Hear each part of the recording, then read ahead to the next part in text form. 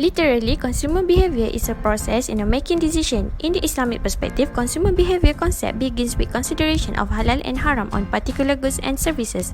Everything by its origin is deemed legally permissible. Furthermore, in Islamic consumer behavior, everything that forbidden can lead to bad and harmful.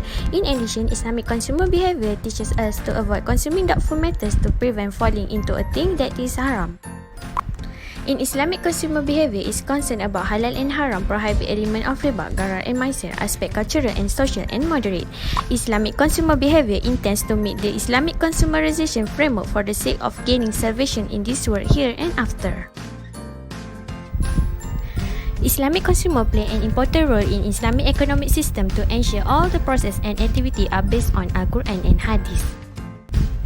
Islamic consumer play an important role such as to ensure the economic discipline. As Islamic consumer is really concerned about halal and haram goods and services.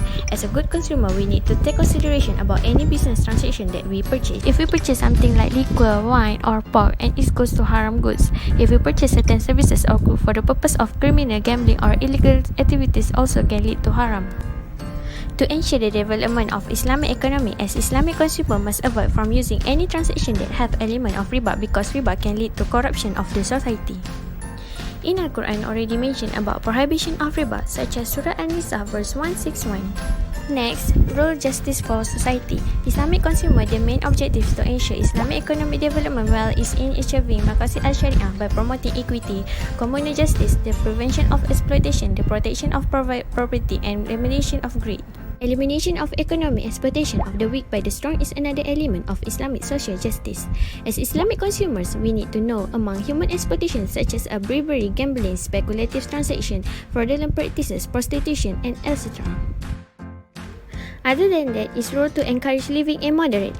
Islamic consumer behavior encourage Muslims to live moderate. From that, it can avoid from greediness, wasteful, and not to spend more than what is necessary.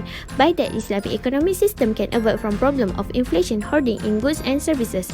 Islamic economy will work smoothly and importantly follow all the Sharia rules. Lastly, about aspect cultural.